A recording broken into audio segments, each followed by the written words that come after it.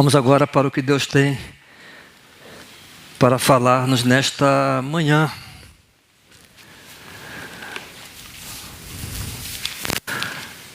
O objetivo do pastor com essa mensagem é edificar a igreja e também instruir.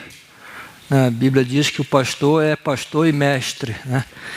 E a função do pastor é capacitar os santos para a obra do ministério.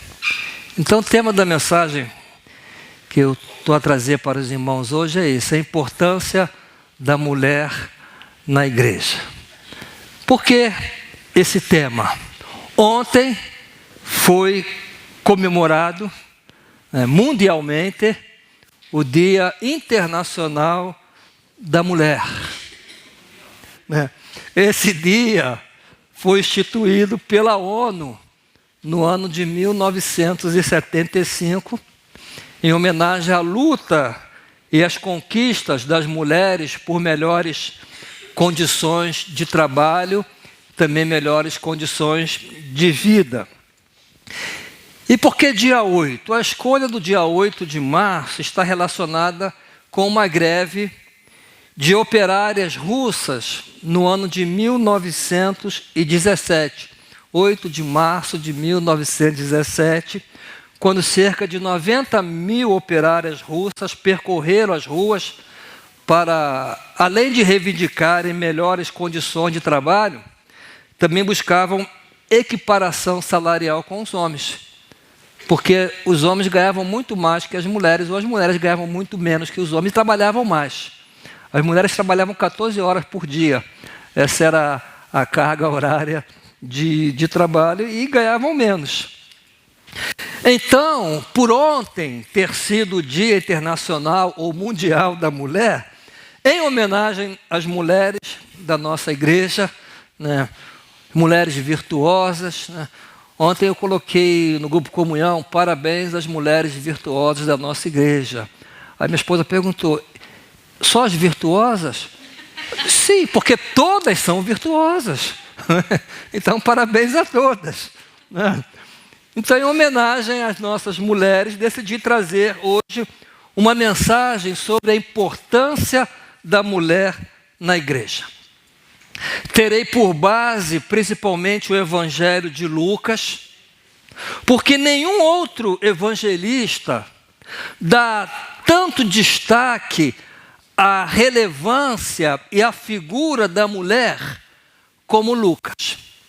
Temos 4 evangelhos, Mateus, Marcos, Lucas, João.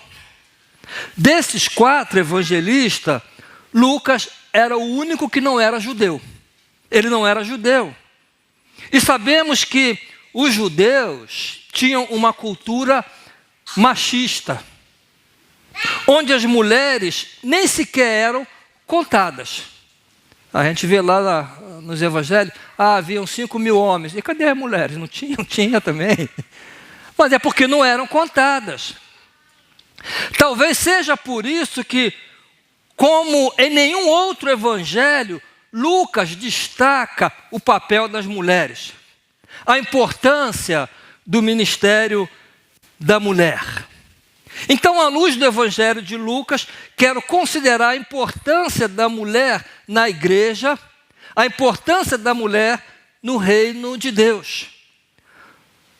Vamos então ao Evangelho de Lucas, lá no capítulo 8, versículo 1 ao 3, fala de diversas mulheres que seguiam a Jesus. Está projetado. Logo depois disso, andava Jesus de cidade em cidade, de aldeia em aldeia, pregando e anunciando o evangelho do reino de Deus. Iam com ele os 12, bem como algumas mulheres que haviam sido curadas de espíritos malignos e de enfermidades. Maria, chamada Madalena, da qual tinham saído 7 demônios, Joana, mulher de Cusa, procurador de Herodes, Susana e muitas outras, que os serviam com os seus bens.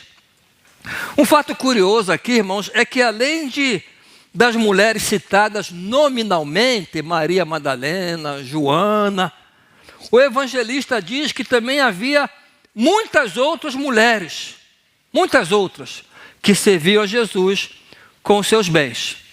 Enquanto Jesus ia de cidade em cidade a pregar o evangelho, essas mulheres iam com ele para dar-lhe assistência financeira. Aqui logo de cara vemos a importância das mulheres no sustento do ministério de Jesus. Não eram os homens, as mulheres. Iam com ele de cidade em cidade a providenciar toda a estrutura necessária, alimentação, hospedagem. Depois que Jesus faz esse trabalho de ir de cidade em cidade a pregar o evangelho, Jesus diz aos discípulos e às mulheres que ele tinha que ir a Jerusalém, era necessário que fosse a Jerusalém, que fosse entregue aos principais sacerdotes, julgado por Herodes, por Pilatos, melhor dizer, e condenado à morte por crucificação. Ao escutarem essas coisas, essas mulheres que eram da Galiléia, Galiléia ficava no norte, Jerusalém no sul, essas mulheres que eram da Galiléia decidiram subir com Jesus a Jerusalém, mesmo a saber que Jesus estava a subir para morrer. Ele já havia anunciado isso. Então, em Jerusalém, Jesus é preso, levado ao sinédrio sob a acusação de crime de conspiração, é conduzido a Pilatos e condenado à morte. Pergunta aos irmãos: quantos dos apóstolos estavam lá no momento em que Jesus foi crucificado? A Bíblia só nos informa que João estava lá. Onde estavam os outros?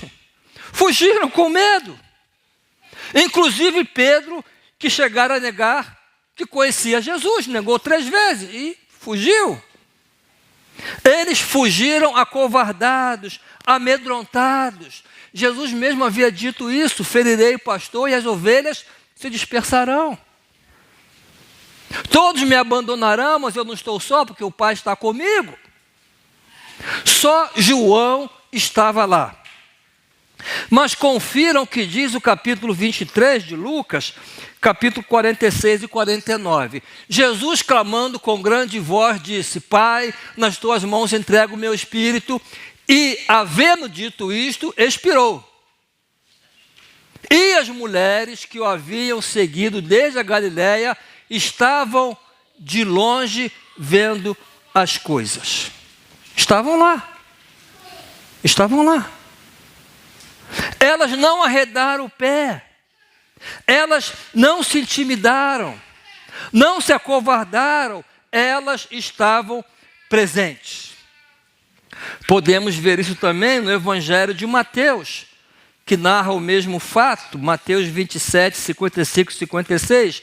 Estavam ali olhando de longe muitas mulheres que tinham seguido Jesus desde a Galiléia para o servir, entre as quais estavam Maria Madalena e Maria, mãe de Tiago, de José, e a mãe dos filhos de Zebedeu. Observe o que o texto diz, que seguiam a Jesus para o servir. Para o servir.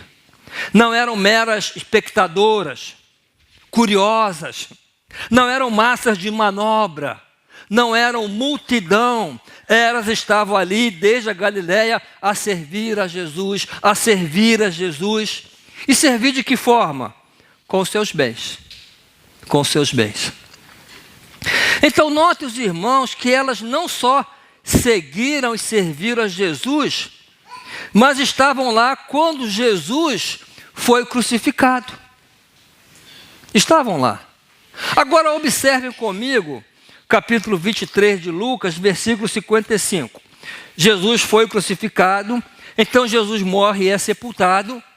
Pergunto: quantos dos homens, dos apóstolos, foram ao sepultamento de Jesus? Quantos? E as mulheres, de novo, as mulheres que tinham vindo com ele da Galiléia, seguindo a José, viram o sepulcro e como o corpo foi ali depositado. Elas não só viram, não só seguiram, mas também viram como o corpo foi ali sepultado, acompanharam de perto. Nenhum deles estava lá, nenhum dos apóstolos, nem João agora é mencionado. Somente as mulheres que seguiam a Jesus desde a Galileia. Agora quero chamar a atenção para um ponto fundamental, lá no versículo 56. Então voltaram e prepararam especiarias e ungüentos, e no sábado repousaram conforme o mandamento. Ainda na sexta-feira, logo após a morte de Jesus, essas mulheres se preocuparam em preparar especiarias e ungüentos para no domingo irem ao sepulcro ungir o corpo de Jesus. Não podiam ir no sábado, porque era dia de descanso, e ninguém podia fazer nada no sábado, de acordo com a lei. Mas no domingo, ainda de madrugada, o sol ainda não havia raiado, essas mulheres foram ao sepulcro ungir o corpo de Jesus. O que significa isso? Que elas honraram a Jesus na vida e honraram Jesus na morte. Na vida e na morte. E onde estavam os homens? Eles não estavam lá. Estavam trancados num quarto, escondidinhos. Mas essas mulheres estavam a fazer o que eles não conseguiram fazer. E essas mulheres foram as primeiras a verem a pedra removida. Não foram os homens, foram as mulheres, a primeira. Essas mulheres foram as primeiras testemunhas do túmulo aberto. Essas mulheres foram as primeiras a entrarem no túmulo e vê-lo vazio. Essas mulheres foram as primeiras a receber uma visitação dos anjos, que lhes disseram: por que estão aqui a procurar entre os mortos aquele que está vivo? Ele não está mais aqui, ele ressuscitou. Essas mulheres foram então as primeiras a receber a maior mensagem do cristianismo: Jesus ressuscitou. E foram as primeiras a serem comissionadas a anunciar essa grande mensagem. Porque os anjos lhe disseram: ide, e digam aos apóstolos que Jesus ressuscitou. E tem um recado para eles: para irem a Galileia, porque lá eles o verão. E quando estavam a ir levar essa mensagem para os apóstolos, o que aconteceu? Jesus lhes apareceu. Essas mulheres foram as primeiras a terem um encontro com o Cristo ressurreto. E essas mulheres foram as primeiras embaixadoras da maior mensagem do cristianismo: Jesus ressuscitou. Essas mulheres foram as primeiras a pregar para os apóstolos que Jesus estava vivo. Os apóstolos não são os primeiros pregadores da mensagem da ressurreição. Eles são os primeiros receptores da mensagem da ressurreição. E receberam esta mensagem de quem? Dessas mulheres. Dessas mulheres. Essas mesmas mulheres que serviram a Jesus com os seus bens. Essas mesmas mulheres que acompanharam Jesus de cidade em cidade, de aldeia em aldeia. E os apóstolos acreditaram nelas? Não! Eles não acreditaram nelas. Observem comigo no capítulo 24, versículo 9 a 11. Talvez se fosse um homem, eles acreditariam, mas como eram mulheres, né? Mas olha o que diz. E voltando do sepulcro, anunciaram todas estas coisas aos 11 e a todos os demais, não só aos 11, aos todos os demais. Jesus ressuscitou. E eram Maria Madalena, Joana e Maria, mãe de Tiago, também as outras que estavam com elas relataram essas coisas aos apóstolos. Aí qual foi a reação dos apóstolos? E pareceram-lhes como um delírio as palavras das mulheres e não lhes deram crédito. Eita, homem, né? A mulher, é a mulher que está falando? Não vou ouvir. Não vou dar crédito, é mulher. Benditas sejam as nossas mulheres. Agora observem bem. Essas mulheres estavam também presentes na ascensão de Jesus, quando ele subiu ao céu. Porque sabemos que elas estavam também presentes na ascensão de Jesus, quando ele disse: ide por todo mundo, pregai o evangelho, recebereis poder do Espírito Santo e ser-me-eis testemunhas. As mulheres estavam lá a receber essa promessa e esse ide. E por que sabemos disso? Porque Lucas, que escreveu um segundo livro, Atos dos Apóstolos, nos informa que estavam lá. Depois da ascensão de Jesus ao céu, essas mulheres foram juntamente com os apóstolos ao cenáculo, onde perseveraram em oração. Porque Jesus disse aos que estavam ali: fiquem lá em Jerusalém, receber o poder do Espírito Santo. Então elas foram com os apóstolos. Diz lá a palavra do Senhor, Atos 1, de 9 a 14. Tendo ele dito estas coisas, foi levado para cima, enquanto eles olhavam, e uma nuvem o recebeu, ocultando os seus olhos. Estando eles com os olhos fitos no céu, enquanto ele subia, eis que junto deles apareceram 2 varões, vestidos de branco, os quais lhe disseram: varões galileus, por que ficais aí olhando para o céu? Esse Jesus que dentre vós foi elevado para o céu, há de vir, assim como para o céu o vistes ir. Então voltaram para Jerusalém, do monte chamado das Oliveiras, que está perto de Jerusalém, à distância da jornada de um sábado.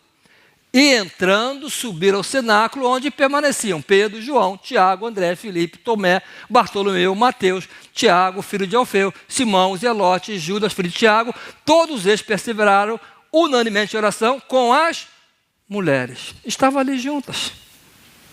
Estavam ali. Que mulheres são essas?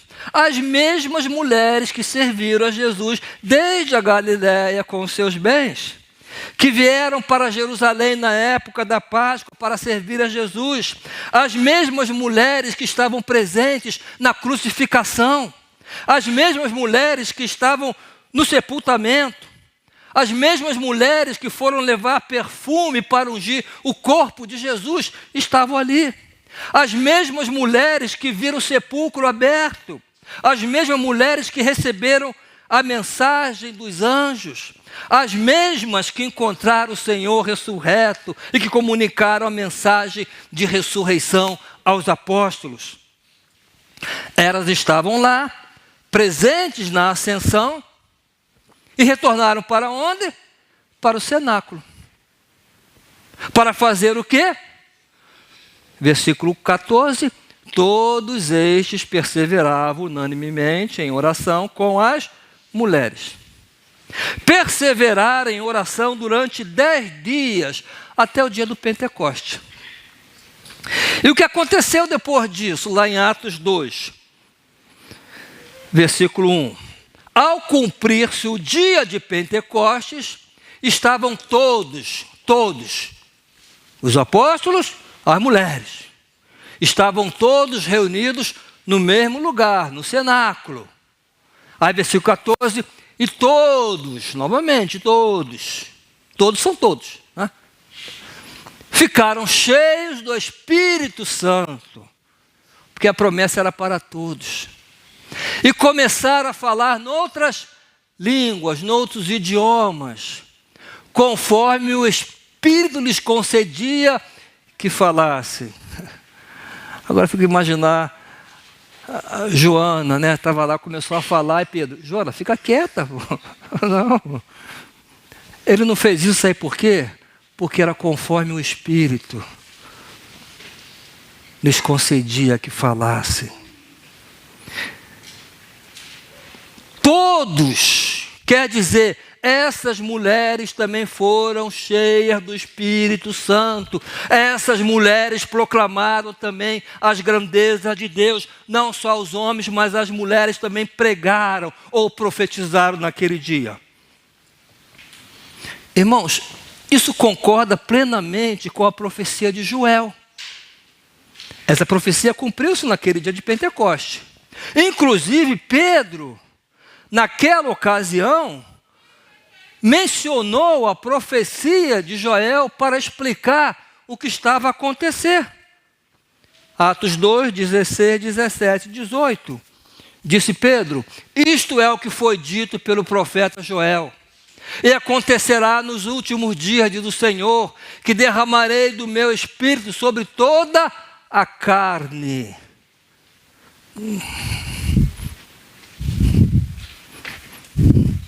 A irmã tem carne. Sobre toda a carne. Aí que diz lá: e os vossos filhos e as vossas profetizarão.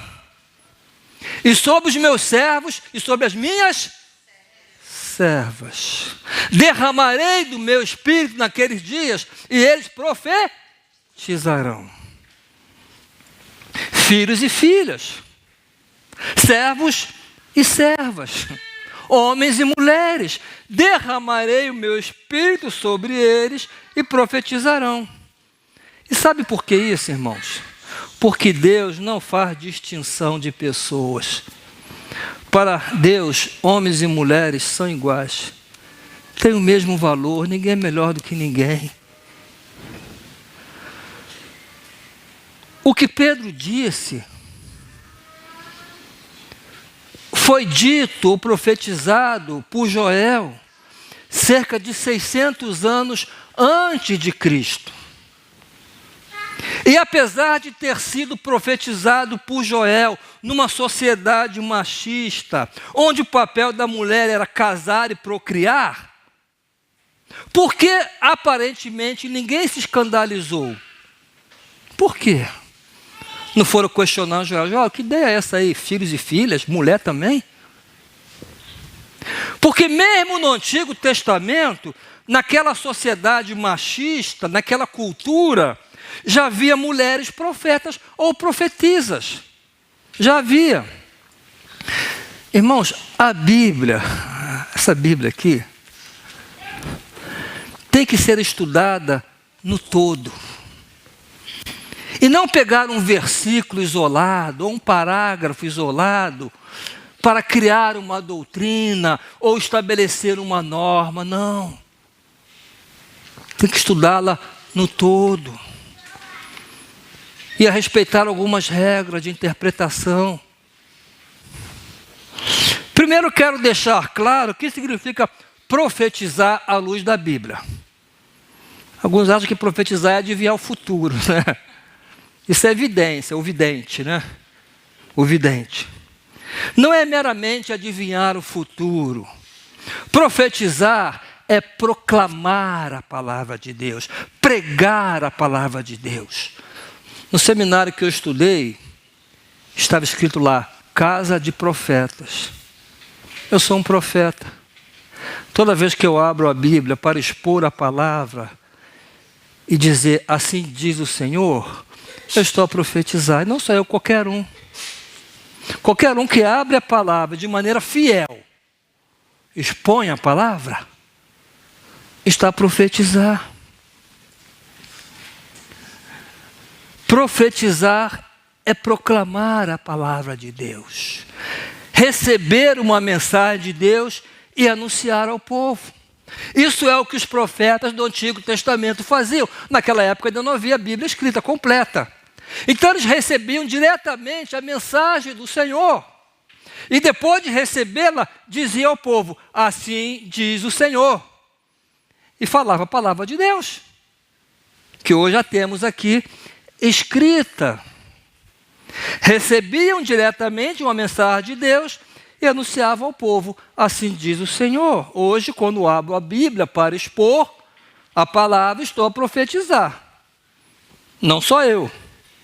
Então, profetizar significa pregar a palavra, anunciar a palavra. Isso fica ainda mais claro lá em 1 Coríntios 14, 3, quando Paulo diz assim: mas o que profetiza, fala aos homens, para edificação, exortação e consolação. O que é isso? Pregação da palavra. Edificar, exortar, consolar. O que profetiza faz isso, o que prega. Então, no Antigo Testamento, já havia mulheres que profetizavam para edificação, exortação e consolação. Já havia. Miriam, por exemplo, é chamada de profetisa. Êxodo 15, 20. Então Miriam, a profetisa, irmã de Arão, tomou na mão um tamborim e todas as mulheres saíram atrás dela com tamborins e com danças. A profetisa. Débora era juíza e profetisa. Qual era a função da juíza, dos juízes? Julgar o povo. Juízes 4:4. Ora, Débora, profetisa, mulher de Lapidote, era casada. Julgava Israel naquele tempo. Além de profetizar, também era juíza. Exercia um cargo de autoridade, julgava o povo. E observem que tinha marido. Como já disse, irmãos, devemos observar a palavra de Deus como um todo. Se Deus quisesse que a mulher ficasse calada, por que no Antigo Testamento estabeleceu uma mulher como profetisa e juíza? Não é coerente, né, irmãos? Não havia homem para exercer aquela função? Havia. Inclusive, Débora era casada. Tinha um homem com ela. Mas quem profetizava e julgava era ela. Outro exemplo encontramos em 2 Reis 22, 1:4. Esse exemplo aqui é maravilhoso. Então o sacerdote Uquias, e Aicão, e Aquibor, e Safã, e Asaías, foram ter com a profetisa Ulda, mulher de Salum, e lhe falaram. Então eles foram lá para receber dela uma palavra do Senhor, porque ela era profetisa. E lhe falaram. E ela lhes respondeu: assim diz o Senhor, olha aí, né? Assim diz o Senhor, o Deus de Israel, dizei ao homem que vos enviou a mim, assim diz o Senhor, palavra de Deus, está a pregar, a profetizar, a falar a palavra de Deus. Eis que trarei males sobre este lugar e sobre seus habitantes, conforme todas as palavras do livro que o rei de Judá leu. Ela leu lá, na Torá, né? Conforme essa palavra que eu estou a profetizar, estou a pregar. Aqui vemos uma mulher profetisa, que tinha marido, a profetizar ou a anunciar a palavra de Deus a um grupo de homens, entre eles um sacerdote. Até o sacerdote foi lá para ouvir dela a palavra de Deus. Irmãos, há vários outros exemplos que poderia citar, mas creio que esses são suficientes para demonstrar que desde a antiga aliança, as mulheres já eram usadas por Deus para profetizar, para edificar, para exortar, para pregar a palavra, inclusive aos homens. Aos homens. No Novo Testamento também encontramos mulheres profetisas ou pregadoras da mensagem de Deus. Encontramos. Isso mostra que sempre foi a intenção de Deus, que não faz distinção e nem acepção de pessoas, usar também mulheres para anunciarem as boas novas, como está no Salmo 68, versículo 11, na versão Almeida, revista e atualizada, que diz lá: o Senhor deu a palavra, grande é a falange das mensageiras das boas obras. Outra tradução diz, grande é o exército. O Senhor deu a palavra, grande é o exército das mensageiras das boas novas. Almeida, revista e atualizada. Diante de tudo que já foi dito, porque ainda hoje há um pequeno grupo, um grupo bem pequeno mesmo, de evangélicos que querem amordaçar as mulheres na igreja. Aqui no Peru, Portugal, aqui em Portugal, eu só sei de uma igreja que faz isso, uma só. Nem conheço, ouvi dizer, né? Ouvi dizer lá em Lisboa, não sei. Mas isso acontece por causa de uma má interpretação, má compreensão e mau ensino de principalmente 2 textos da Bíblia. Se baseia em 2 textos. Esquece que a Bíblia deve ser vista no todo. No curso de bacharel de teologia, pelo menos no curso que eu fiz de 5 anos, há uma matéria muito importante que se chama hermenêutica sagrada. O que é hermenêutica sagrada? É a ciência da interpretação das Escrituras. Os advogados também estudam hermenêutica, mas jurídica, para interpretar a lei. A sagrada é para interpretar as Escrituras, é uma ciência. Na hermenêutica sagrada, há algumas regras que precisam ser seguidas para uma boa interpretação.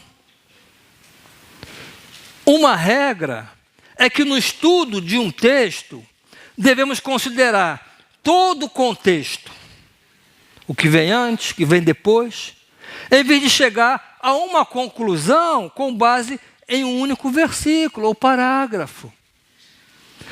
A Bíblia explica a Bíblia. Onde há um texto de difícil interpretação, vamos encontrar outros que trarão mais luz ao assunto. Também tem que se considerar o contexto histórico, o momento em que foi escrito, o contexto cultural, qual era a cultura daquelas pessoas, no que elas acreditavam, o contexto geográfico, onde foi escrito. Porque, irmãos, a Bíblia, ela foi escrita por mais de 40 autores, no período de 2000 anos, há mais de 2000 anos atrás. Culturas distintas, diversas. Eu não tenho tempo para dar uma aula de hermenêutica aqui, nem é essa a minha intenção, mas quero dizer que as pessoas que interpretam mal os 2 textos que ainda vou ler, cometem um grave erro de hermenêutica. Vamos ao primeiro texto. 1 Coríntios 14, 34, 35. Conservem-se as mulheres caladas nas igrejas.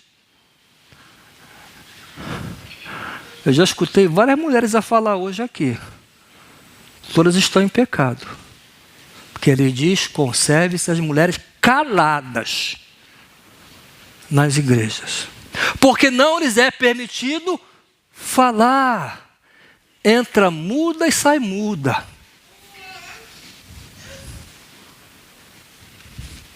Mas estejam submissas, como também a lei o determina. A lei.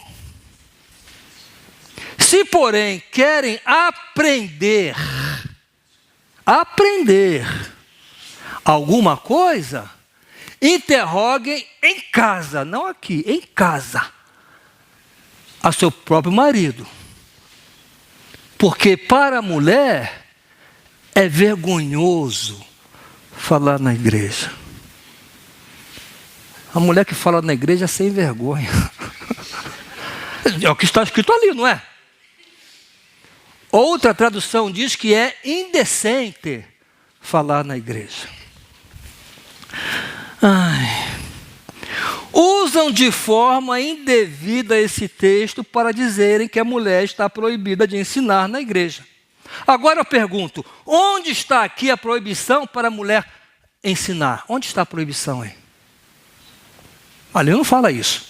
Ali fala que tem que estar calada e se querem aprender, não ensinar. Se querem aprender alguma coisa, pergunte ao marido em casa.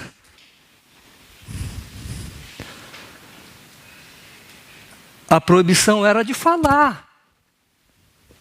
Se eu for interpretar literalmente, sem tomar em conta a cultura, a mulher não pode falar de jeito nenhum, porque não lhes é permitido falar. Não diz ensinar, perguntar, não. Falar é falar, abrir a boca e emitir palavras. Mas falar o quê? Será que Paulo estava a dizer que a mulher deveria estar em absoluto silêncio na igreja? Colocar uma mordaça na igreja, na boca da mulher? É isso que Paulo está a dizer? Se eu for interpretar literalmente, sim, não fale. Não é proibido, é proibido falar. Mas qual era a proibição de falar aqui em questão? Qual era a proibição? Continua lendo o texto ali.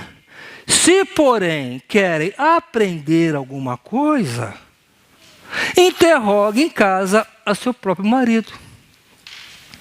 A ênfase, irmãos, está muito mais no questionamento para aprendizado do que no ensino que visa trazer edificação para a igreja. Irmãos, essa carta é uma carta de correção. A carta de correção, porque era uma igreja bagunça. E do capítulo 11 ao 14, Paulo ali está a corrigir a ordem na igreja. Lá no capítulo 11 ele fala, se reúnem para pior, não para melhor. A confusão entre vocês. Aí fala sobre a ceia do Senhor, que era uma desordem. O uso dos dons, que também era uma bagunça. Criava confusão na igreja. Então, Paulo aqui está agora a querer colocar aquela igreja em ordem. Então, Paulo diz que as mulheres, quando tivessem alguma dúvida, a ideia é essa. Não devia interromper o orador com perguntas, que seria um falatório tremendo, e era o que estava acontecendo, porque também naquela época, irmãos, era mulher de um lado e homem do outro. Aí a mulher tinha alguma dúvida, pastor. Ou então a Zefina queria perguntar ao Daniel Tito, marido. Aí Paulo diz, pergunta em casa. Pergunta em casa. As mulheres, quando tivessem alguma dúvida, não deviam interromper o orador com pergunta. E parece que era isso que estava a acontecer. Então, para que houvesse ordem no culto, Paulo diz às mulheres, se tem dúvida sobre o que está a ser ensinado ou pregado, não interrompa o orador com pergunta, mas pergunte ao seu marido em casa. Porque o quê?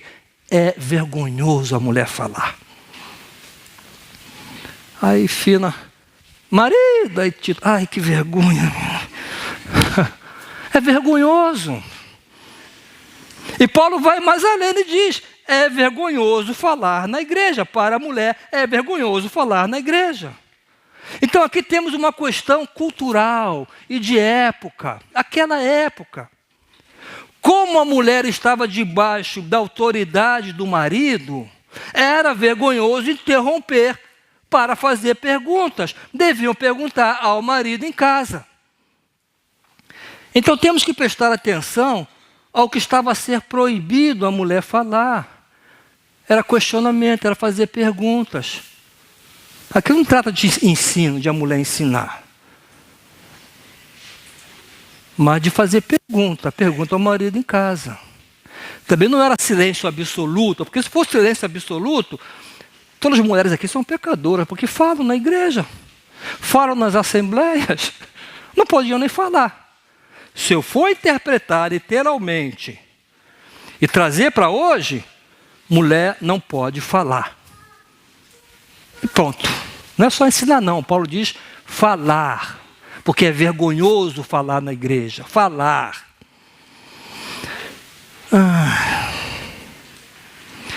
Naquela época era cultura.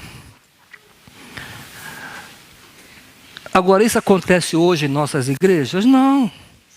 Nas nossas igrejas, as mulheres têm direito de fala. Podem falar. Oram em voz alta. Falam, né, Ana? Falam. Falam nas assembleias. Então a proibição aqui não era de falar e nem mesmo de ensinar, mas a ênfase está no questionamento para aprendizado. Se quer aprender, pergunte ao marido em casa.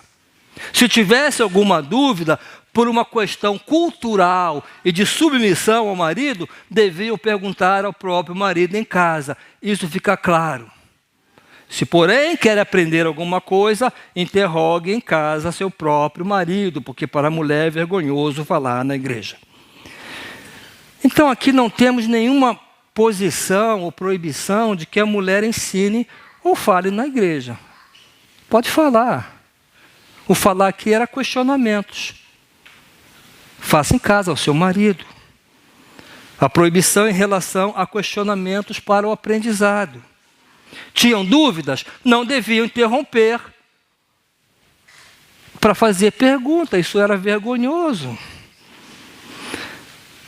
Outro texto mal compreendido, e já vou terminar, irmãos, é 1 Timóteo 2, 11 e 12. Eu sei que esses dois textos aqui eu podia pregar eles durante 1 hora, porque é muito rico o ensino. Aí Paulo diz assim: a mulher aprenda em silêncio, com toda a sujeição. Não permito, porém, que a mulher ensine, nem use de autoridade sobre o marido, mas que esteja em silêncio. Aqui, outras versões, em vez de traduzir por marido, traduz por homem. Autoridade sobre ensine, e nem autoridade sobre o homem. Mas que homem? Não falou os homens. É o homem. Que homem? O homem da mulher. O problema é que no grego não existe 2 palavras para homem e marido. A mesma palavra pode ser traduzida por homem ou por marido. Como Paulo aqui está a falar o homem, está a falar sobre o quê? O homem da mulher. E a gente vê mais adiante que ele está a falar aqui do relacionamento, que ele fala de Adão, de Eva, relacionamento de marido com esposa. Agora, por que Paulo faz essa recomendação a Timóteo? Timóteo nem casado era, pô. Sabe por quê, irmãos? Timóteo era pastor da igreja de Corinto. Aquela igreja problemática. Então, a recomendação que Paulo faz aqui era para Timóteo reforçar o que ele já havia ensinado lá aos coríntios. E qual era o contexto dessa recomendação? Timóteo era pastor da igreja de Corinto, onde, entre tantos problemas de disciplina, havia algumas mulheres que não estavam a sujeitar-se aos seus maridos. Por isso Paulo fala em sujeição, submissão, conforme a lei determinava. Não estavam a reconhecer o marido como cabeça da família, elas queriam mandar. Eram as feministas daquela época. Por isso que Paulo diz que a mulher devia aprender com toda sujeição. Sujeição a qualquer homem? Não, sujeição ao marido. Ao marido. Simone não tem que estar sujeita a mim, ao marido dela, que é o cabeça da família. Dentro da igreja, as mulheres não deveriam estar numa posição de autoridade sobre o marido, a dizer a ele o que devia fazer, o que devia não fazer. Não devia. Mas não tem nada a ver com uma mulher ser proibida de profetizar, ou ter um ministério de ensino na igreja, não tem nada a ver. Se assim fosse, irmãos, teríamos que admitir que Paulo está a entrar em contradição com o que disse aos Coríntios, na primeira carta, capítulo 11, versículo 5. Quando ele diz que a mulher não deveria orar e nem profetizar sem o uso do véu. Mas toda mulher que ora ou profetiza, então as mulheres oravam e profetizavam. Com a cabeça descoberta, desonra a sua cabeça. Porque é a mesma coisa como se estivesse rapada. Naquela época, quem rapava a cabeça eram as prostitutas.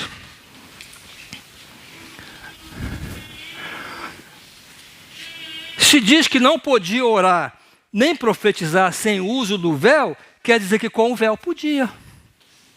A restrição ali é sem o uso.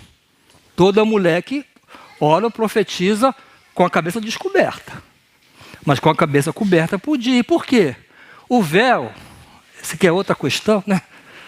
Ó, domingo que vem todas as mulheres de véu aqui na igreja, né?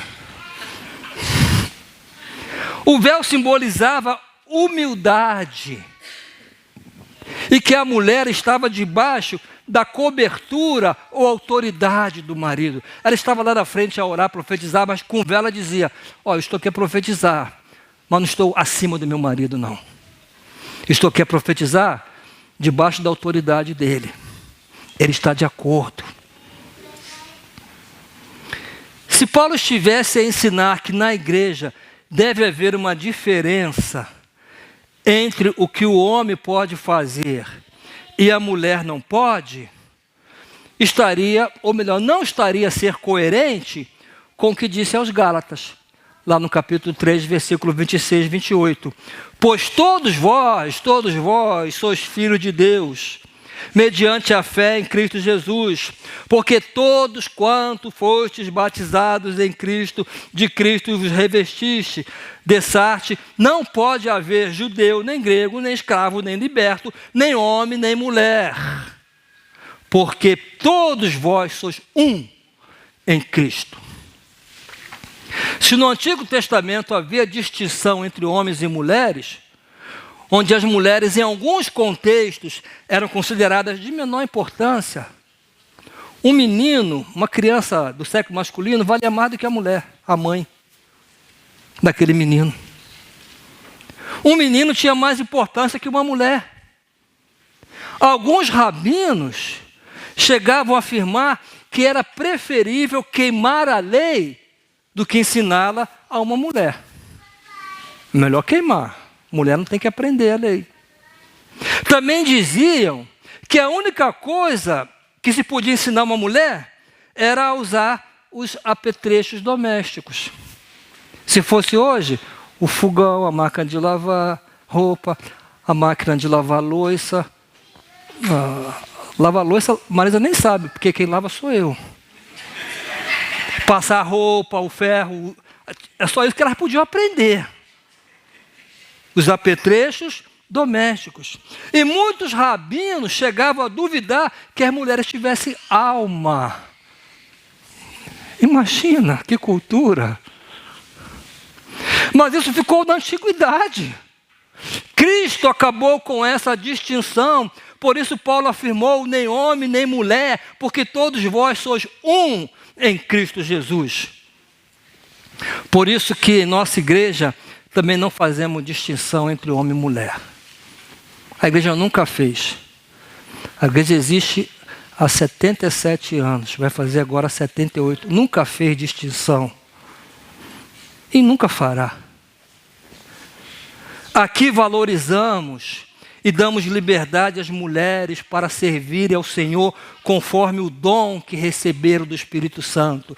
E Paulo diz que o dom é dado pelo Espírito Santo como Ele quer e para quem Ele quer dar. Não sou eu que vou dizer. Se é orar, que orem com fervor. Se é adorar, que adorem em espírito e em verdade. Se é misericórdia, que exerçam misericórdia. Se é contribuir, que o façam com alegria. Se é ensinar, que haja dedicação ao ensino. Aqui queremos homens e mulheres a servir ao Senhor, sem restrições. Sabe por quê, irmãos? Ou para quê? Efésios 4,16. O corpo inteiro, bem ajustado e ligado pelo auxílio de todas as juntas, segundo a justa operação de cada parte, efetua o seu crescimento para a edificação de si mesmo em amor. Amém? Vamos ficar em pé, vamos louvar ao Senhor.